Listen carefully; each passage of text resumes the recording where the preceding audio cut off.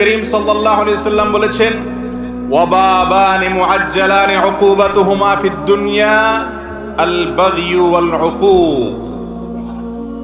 মানুষ যত পাপ করে, অপরাধ করে, যত অন্যায় এবং অনাচার করে, এর মধ্যে একটা পাপ এমন আছে যেই পাপের কারণে আল্লাহ তাআলা দুনিয়াতে নগদ শাস্তি দেন, আর সেটা হলো উকুকুল ওয়ালিদাইন বা মা বাবার নাফরমানি। মা বাবার কি করা ভাই? নাফরমানি করা। নাফরমানি মানে কি? মা বাবার অবাধ্য হওয়া। তারা যদি কোনো কাজের নির্দেশ করেন, সে নির্দেশকে আপনি আমলে নিলেন না, তোয়াক্কা করলেন না, মানলেন না, মা বাবার আদেশকে লঙ্ঘন করলেন, পাত্তা দিলেন না, কথা শুনলেন না, এবং তাদের প্রতি অবিচার হয়, জুলুম হয়, অথবা তাদেরকে ধমক দিয়ে কোনো কথা বললেন, এরকম কোনো কাজ যদি করেন, সেটা হলো মা বাবার কি করা ভাই? নাফরমানি করা। মা বাবা এমন একটা বিষয়, ইমানদারের জন্য সবচেয়ে কঠিন পরীক্ষাগুলোর মধ্যে থেকে একটা পরীক্ষার জায়গা। বিশেষ করে যখন বয়স বেশি হবে ওনাদের, এমন এমন অযৌক্তিক কথা বলবেন যে সেটা কোনোভাবেই আপনি মানতে পারবেন না। অযৌক্তিক, বেশরিয়াতি কথা না, দুইটা দুই জিনিস। বেশরিয়াতি কথা বললে, মা বাবা বললেও সেটা শোনা যাবে। লা তাআতা লিমাখলুকিন ফি মাসিয়াতিল খালিক। আল্লাহর কথা যদি লঙ্ঘন হয়, তাহলে কারোর কথা মানা যাবে না, সেটা উস্তাদ হোক আর মা বাপ হোক বা যেই হোক, দলের নেতা হোক আর যেই হোক। আল্লাহর নির্দেশকে লঙ্ঘন করে পৃথিবীতে কারোর নির্দেশ মানা যাবে। কিন্তু মা বাবা অনেক সময় এমন কিছু কথা বলেন যে কথাগুলো আল্লাহর আদেশ নিষেধের ব্যাপার না, কিন্তু দুনিয়াবী দৃষ্টিকোণ থেকে অযৌক্তিক। যেমন কথার কথা বললেন যে, বাবা তুমি এখন এই কাজটা করো। আপনি দেখছেন যে এই কাজটা এখন করার দরকার নেই, একেবারে অপ্রয়োজনীয়, কিন্তু উনি বাচ্চার মতো সেটাই চাচ্ছে বারবার। তখন আমরা বেশিরভাগ ক্ষেত্রে কি করি? একেবারে আপাদমস্তক নামাজি মানুষটাও, লম্বা দাড়িওয়ালা মানুষটাও, মুহাদ্দিস, মুফাসসির, মাওলানা সাহেব, ইমাম সাহেব, খতিব সাহেব, বেশিরভাগ ক্ষেত্রেই এই টাইমগুলোতে নিজেকে আমরা ঠিক রাখতে পারি না। মা বাবাকে আমি পরীক্ষার বস্তু এজন্য বলেছি, আল্লাহ রাব্বুল আলামিন তাদেরকে দিয়ে নির্দেশ করেছেন যে তারা যা বলবে তা মানতে হবে। আল্লাহর আদেশের খেলাফ যতক্ষণ না হবে ততক্ষণ পর্যন্ত তোমাকে মানতে হবে। তাদের আদেশ মানা তোমার জন্য ওয়াজিব, আবশ্যক, না মানলে গুনাহ হবে। তারা যদি তোমাকে অযৌক্তিক কিছু বলে, তাহলে তুমি যদি তোমার সক্ষমতায় না থাকে না মানলা, কিন্তু তাদের সাথে ধমক দিয়ে বেয়াদবি করে কথা বলা যাবে। আল্লাহর ভাষা খেয়াল করেন, ইম্মা ইয়াবলুগান্না ইনদাকাল কিবারা আহাদুহুমা আও কিলাহুমা। তোমার মা বাবার উভয়ে দুইজনই হয় বয়স বেশি হয়ে গেছে, অথবা যে কোনো একজনের বয়স বেশি হয়ে গেছে। দেখেন, ফালা তাকুল লাহুমা উফফিন ওয়ালা তানহারহুমা। মা বাপকে ধমক দিয়ে কথা বলো না, উফ এটা বলো না, তাদের সামনে বিরক্তি প্রকাশ করো না। যখন তাদের বার্ধক্য আসবে, আল্লাহ এই কথা কেন বললেন? বার্ধক্য আসার পর তাদের সাথে এই বেয়াদবি করো না, তার মানে জোয়ান বয়সে বাপের সাথে বেয়াদবি করলেও অসুবিধা নাই। কি বলেন? মাফহুম মুখালাফ থেকে কি এটা বোঝা যায়?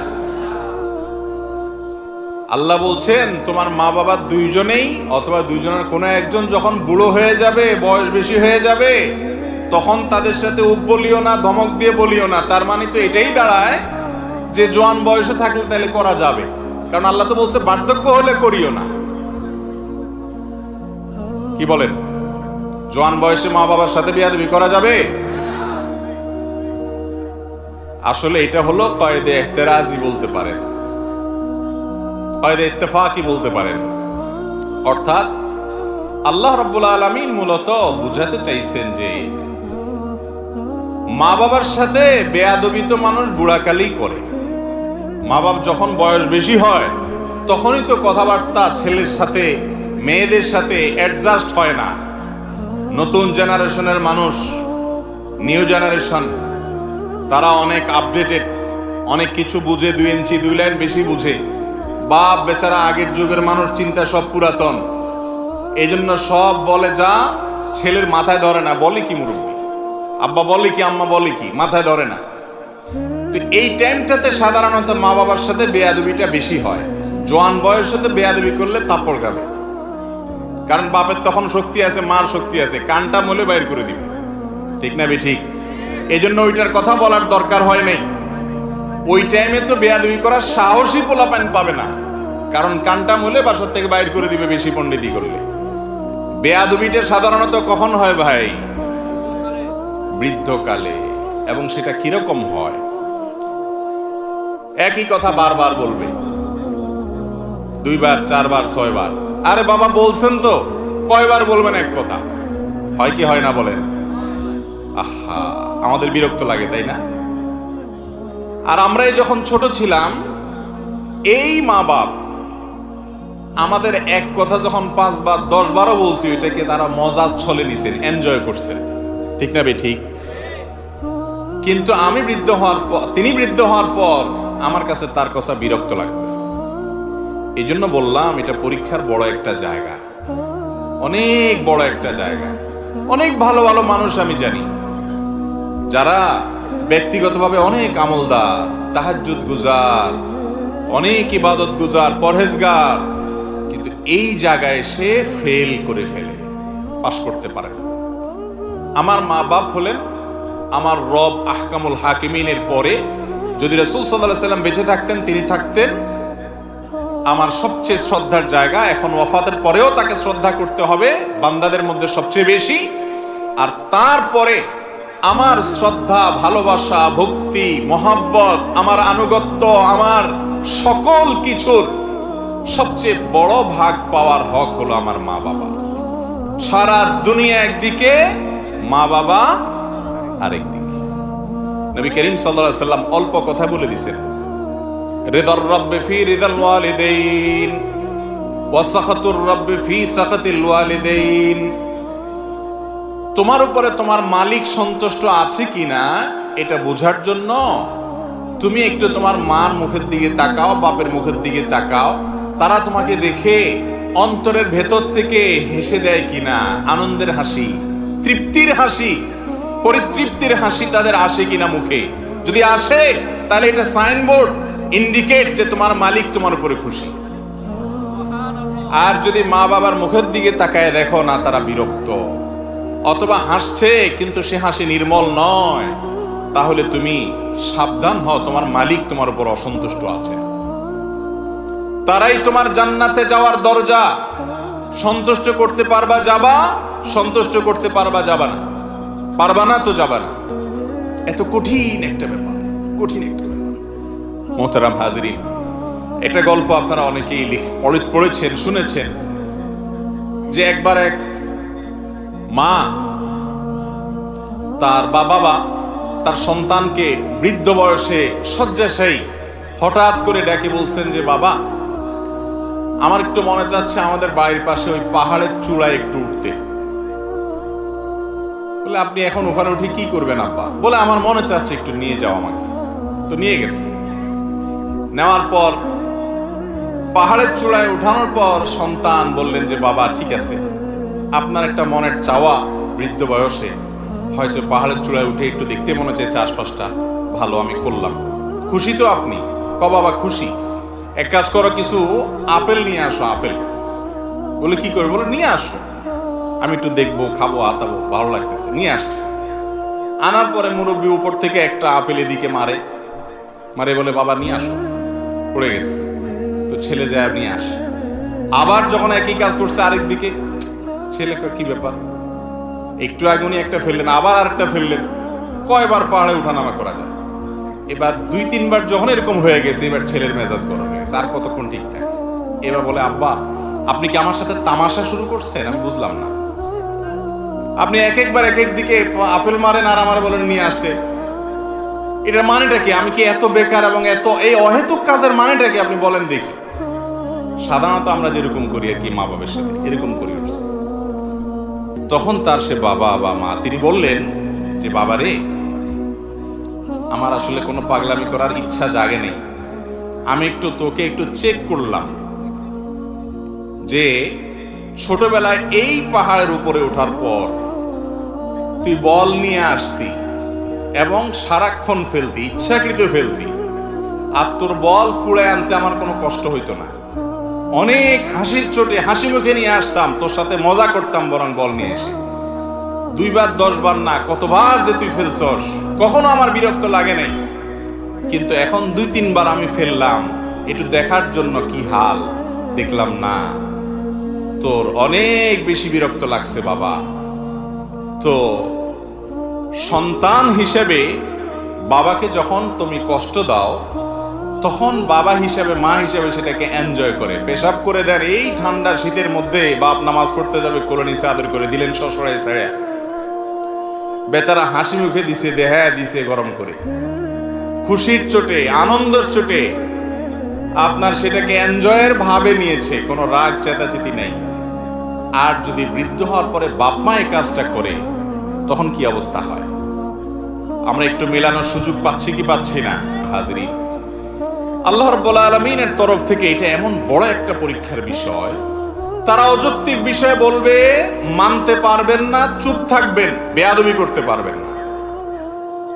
বলবে তোর সব কামাই রোজগার ছোট ভাইরে দিয়ে দে। এই সমস্যাটা একটু বেশি আমাদের সমাজে, তাই না? ওই বোনের দিকে বেশি টানে তো টানেই টানে, টানেই টানে, আর বাকিটা কিছু দেখে না। বয়স হয়ে গেছে, সেন্স নাই, মাথায় কাজ করে না। আপনি তখন একজন সন্তান হিসাবে, জান্নাতের পথযাত্রী হিসাবে সেটাকে এনজয় করবেন, যে বয়স হয়ে গেছে তো। ছোটবেলা যেরকম মানুষ খেয়ে হারিয়ে ফেলে, উনিও সেরকম করছে, কিন্তু আল্লাহর পক্ষ থেকে পরীক্ষা, ওফ বলা যাবে না, ওফ স্যাড, এসব বলা যাবে না। এমন কোনো কথা বলা যাবে না যে তাদের সামনে কষ্ট হতে পারে, মেনে নিতে হবে। বলে তাহলে কি অযৌক্তিক কাজ করতে হবে? না, অযৌক্তিক কাজ করতে শরীয়ত আপনাকে বাধ্য করে না। তিনি বললেন যে সব কামাই করে তোমার এই ভাইকে দিয়ে দাও, শরীয়ত আপনাকে বলে না সব কামাই করে দিয়ে দিতে। এই জায়গায় আপনি কি করবেন? এই জায়গায় আপনি করবেন হলো বিচক্ষণতার সাথে মোকাবেলা। কিভাবে? মা বাবার সাথে বেয়াদবি নেই। বলবেন আব্বা আমি যতটুকু পারতেছি চেষ্টা করতেছি, আপনি দোয়া করেন আল্লাহ যেন আরো তৌফিক দেয়, আল্লাহ ওকেও যেন দেয়, আমি দিব। কথাবার্তার ভিতরে কোমলতা থাকবেন। অপারগতা প্রকাশ করলে সেটা বিনয়ের সাথে করবেন, কৌশলে এড়িয়ে যাবেন, ডাইরেক্ট মিথ্যাও বলবেন না। আবার ধমকও বাবা মাকে দিতে পারবেন। জটিল একটা জায়গা, না পারবেন কইতে, না পারবেন সইতে, কিন্তু চুপ থাকতে হবে, কারণ আপনাকে জান্নাতে যেতে হবে। কথা কি বুঝতে পারছি ভাই? আব্দুল্লাহ ইবনে আব্বাস রাদিয়াল্লাহু তাআলা আনহুর একটা হাদিস আছে, উনি বলেছেন, কেউ যদি বাপের সামনে মায়ের সামনে নিজের চাদর বা জামায় ধুলা লাগলে সেটা যদি এরকম ঝাড়া মারে বাপের সামনে মায়ের সামনে, এও মা বাবার নাফরমান, কিয়ামতের ময়দানে বিচার হবে। তাহলে এবার বুঝেন, যারা ধমক দিয়ে, ঝাড়ি দিয়ে, বেয়াদবি করে উচ্চ স্বরে বাবা মার সামনে কথা বলেন, তাদের পরিণতি কি হতে পারে। আজ যুবকদের মধ্যে বিশেষ করে এই ম্যানার্স হারিয়ে গেছে। ইসলামের এই সৌন্দর্য আজ আমাদের থেকে বিদায় হয়ে যাচ্ছে। এটাকে পুনরায় আমাদের মধ্যে ফিরিয়ে আনতে হবে এবং তওবা নাসুহা করতে হবে। যদি বাবার সাথে বেয়াদবি করেন, দুনিয়াতে আপনার সন্তানের হাতে আপনি লাঞ্ছিত হবেন, নগদ শাস্তি, আখিরাতেরটা পরে, মিস নাই। একটা ঘটনা আপনারা শুনছেন না, বহুত পুরাতন মাহফিলে তো এই ঘটনা শুনতে শুনতে আমরা ছোটবেলা থেকে বড় হয়েছি। যে বাপের গলার রশি বেঁধে বলে ছেলে টানতেছে, বাড়ি থেকে টানতে টানতে বাঁশের ঝাড় পরিমাণ আনার পরে বাপে বলছে, বাবা ইশারা দিছে একটু থাম থাম। তো ছেলে বলছে যে কি ব্যাপার, হাত দিয়ে কি ইশারা দিতেছ? তোমার তো আজকে নিয়ে খেতে ফেলাই দিয়ে আসবো, জ্বালাইতেছ বহুত। এরকম কুলাঙ্গার 2-4টা এখনো আছে, একেবারে রূপকথার গল্প না।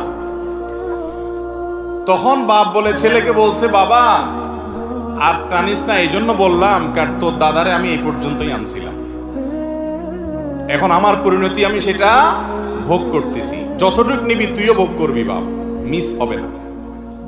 এমন এক ডেঞ্জারাস বিষয়, যে সমস্ত সন্তান তার ছেলের সামনে, তার মেয়ের সামনে বাবার জুতাটা সোজা করে দেয়, বাসা থেকে বের হওয়ার সময় জুতাটা আগায় দেয়, ওই ব্যক্তির ছেলে যখন বড় হবে সে তার বাপের জুতার উপর পাড়া দিতে তার বিবেকে বাঁধবে। কারণ সে পরিবার থেকে দেখে দেখে শিখছে কিভাবে বাবাকে সম্মান করতে হয়। যে ছেলে তার বাবাকে দেখবে যে বাবার সামনে সে জোর করে কথা বলে না, বাবার চোখের দিকে কখনো তাকায় না, মায়ের চোখের দিকে কখনো তাকায় না, ওই ছেলের ঘরে যখন ছেলে হবে, মেয়ে হবে, তারা যখন দেখবে দাদার সাথে দাদির সাথে তার বাপের বিহেভ কি, আচরণ কি, তারা সেটা শিখবে এবং সেটাকে অ্যাপ্লাই করবে। এটাই হলো আল্লাহর সুন্নাহ, সুন্নাতুল্লাহ ফিল আরদ। এটার ব্যতিক্রম হয় না। এজন্য মা বাবার অবাধ্য সন্তানরা যতটুকু বেয়াদবি করেন, কমপক্ষে ততটুকু কোনো কোনো ক্ষেত্রে তার চাইতে বেশি সহ্য করার জন্য প্রস্তুত হয়ে যান। কথা কি বুঝাতে পারছি? আল্লাহ তাআলা আমাদের সবাইকে মা বাবার কদর করার তৌফিক দান করুন। বিয়ে করার পর মা বাবার বাধ্যগত থাকাটা একটু বেশি কঠিন হয়, একটু বেশি কঠিন হয়। কারণ এই টাইমে দেখা যায় আমাদের সামাজিক যে ব্যবস্থাপনা আছে, যৌথ পরিবার সিস্টেম আছে, এটার কারণে আরো নানা কারণে বোঝাপড়ার ভেজাল হয়। বাপ মা একদিকে, বউ আরেকদিকে টানে। বউ খুশি করতে গেলে বাপ মা নারাজ, বাপ মা খুশি করতে গেলে বউ নারাজ। এরকম হয় কি হয় না? এই অবস্থায় আমি সবসময় বলি, পাটা আর পুতার ঘষাঘষিতে মরিচের অবস্থা যেরকম খারাপ হয়, ছেলেমেয়েরা এইরকম টাইমে এসে অত্যন্ত চালাক মানুষের মতো দুই দিককার প্রেশার নিতে হয় এবং সাবধান থাকতে হয়। বউর যাতে হক নষ্ট না হয়, এই জন্য বউকে যা দরকার বুঝানো, স্যাক্রিফাইস সব করতে হবে। কিন্তু বউর ঝাড়ির চোটে আবার মা বাবার দিকে এসে ছুটা যাবে। আর যদি কখনো বড় কোনো স্যাক্রিফাইস করতে হয়, তাহলে স্ত্রীর সাথে সেটা করতে হবে। মায়ের ব্যাপারে আপনার বেয়াদবি করে বা তাদের উপরে চড়াও হয়ে কোনো কিছু করা যাবে। আল্লাহ তাআলা আমাদেরকে বোঝার তৌফিক দান করুন। তাহলে একটি পাপের কথা জানলাম, যেই পাপটার শাস্তি আল্লাহ তাআলা দুনিয়াতে নগদ দেন, সেটা হলো মা বাবার নাফরমানি। এই নাফরমানি আজকাল বাড়ছে সমাজে না কমছে? বাড়ছে। কিরকম বাড়ছে? এখন বন্ধুর সাথে কথা বলে খুব মিষ্টি সুরে, তাই না? মনে করেন আড্ডা মারতেছেন দোস্তের সাথে, ফোন করলো বাপে মায়ে, কই আসুস বাবা, অনেক রাত হয়ে গেছে, চলে আয়। ফোনটা ধরেই দিলেন একটা ঝাড়ি। এত কেন কেন করো, এতবার ফোন দিছো, হইছে তো, বুঝলাম তো, এবার রাখো। মোবাইলটা রেখে এবার দোস্তে, হ্যাঁ বল কি অবস্থা, মিষ্টি সুরে। আছে না নাই? এটাকে বলে কুলাঙ্গার সন্তান। এটারে কি বলে ভাই? কুলাঙ্গার সন্তান। ভাই রে, এই সন্তানের জন্যই জাহান্নাম। এরাই কপাল পোড়া। এই কপাল পোড়া সন্তান হওয়ার জায়গা থেকে বেরিয়ে আসতে হবে। নিজের সঙ্গে চ্যালেঞ্জ করতে হবে, সংগ্রাম করতে হবে, মা বাবার অনুগত সন্তান হতে হবে। রাজা মহারাজাদের কাছে প্রজারা যেরকম থাকে, প্রজাদের কাছে রাজা মহারাজারা যেরকম থাকে, আপনার কাছে আপনার বাপ মা সেরকম থাকবে। তারা অশিক্ষিত, তারা বুঝে না, তারা উল্টাপাল্টা বলে, তাদের বয়স হয়ে গেছে, কোনো সেন্স নাই। এরপরও আপনার বাপ আপনার মা দুনিয়াতে তাদের মাধ্যমে এসেছেন, তাদের সাথে বেয়াদবি কখনো করা যাবে? এমনকি তারা যদি আপনার হক নষ্ট করে, ভালো করে শুনে রাখেন, বাপ আপনার হক নষ্ট করেছে, ভরণ পোষণ দেয় নেই, মা হক নষ্ট করেছে, আপনার খোঁজ খবর রাখে নাই, আপনার প্রতি জুলুম করছে, আরেক সন্তানের দিকে টানছে, তাদের পাপের কারণে অবশ্যই তাদেরও বিচার হবে। মা বাপ যে একেবারে আমাদের প্রতি জুলুম করলে আল্লাহর কাছে পার পাবে তা না, তার বিচার আল্লাহ করবে, কিন্তু সন্তান হিসাবে আপনি তার কোনো বিচার করতে পারবেন না। এত জটিল একটা বিষয়। অতএব আমরা আজকের এই মজলিস থেকে তওবা করে যাই যে বাবা মার সাথে কখনো আমরা বেয়াদবি করব। যদি আগে কোনো বেয়াদবি হয়ে থাকে, এখনো সময় আছে, এখনো সময় আছে। পায়ে পড়ে যান, চোখের পানি ফেলে দেন। আমি আমার ব্যক্তিগত অভিজ্ঞতার কথা মাঝে মধ্যে শেয়ার করি বোঝার সুবিধার জন্য। সন্তান হিসেবে আমাদের দেশের যে আর্থ সামাজিক অবস্থা, যৌথ ফ্যামিলি ব্যবস্থাপনা এবং নানা রকম সীমাবদ্ধতা, আমরা নিজেদেরকে পরিপূর্ণ বাবা মার অনুগত করে রাখা কঠিন হয়। অনেক সময় পারিপার্শ্বিকতার কারণে, সুশিক্ষার অভাবে, এক একজনের এক এক সমস্যার কারণে বাবা মার সাথে উচ্চবাচ্য হয়ে যায়, জোরে কথা বলে ফেলি। হয় কি হয় না? এরকম যদি কখনো হয়, আমি ব্যক্তিগতভাবে যে এক্সারসাইজটা করি, আমি মনে করি যে সমস্ত মুত্তাকি পরহেজগার মানুষদের এটা করা উচিত এবং সবাই করেন নিশ্চয়ই, আরো ভালোভাবে হয়তো করেন।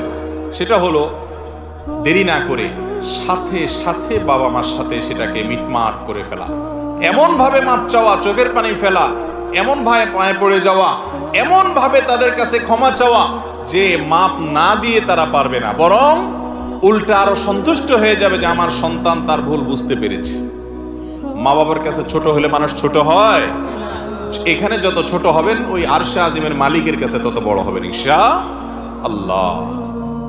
কখনো ঢাকা থেকে ফোনে বেয়াদবি করে ফেলেছেন, শেষ, সব কাজকাম বন্ধ, চলে আসেন দেশে, গ্রামে, পাগলের মতো হয়ে ছুটে পড়েন পায়ে এবং চোখের পানি ফেলতে থাকেন। আপনি আস্তে আস্তে যদি মওত হয়ে যায় বাপের বা মার, তো শেষ, ক্ষমা চাওয়ার সুযোগ আপনার শেষ হয়ে গেল। হ্যাঁ, এরপরেও আপনি আল্লাহকে সন্তুষ্ট করে মা বাবার কাছ থেকে কিয়ামতে মাপ পেতে পারেন, সম্ভাবনা ক্ষীণ, বা কোনো কোনো ক্ষেত্রে সম্ভাবনা বেশি থাকতেও পারে, কিন্তু রিস্কে পড়ে গেলেন। আর তারা জীবদ্দশায় যদি মাপ চেয়ে নিতে পারেন তাহলে শেষ হয়ে গেল। মা বাবার কাছে মাপ চাইবো তো ইনশাআল্লাহ।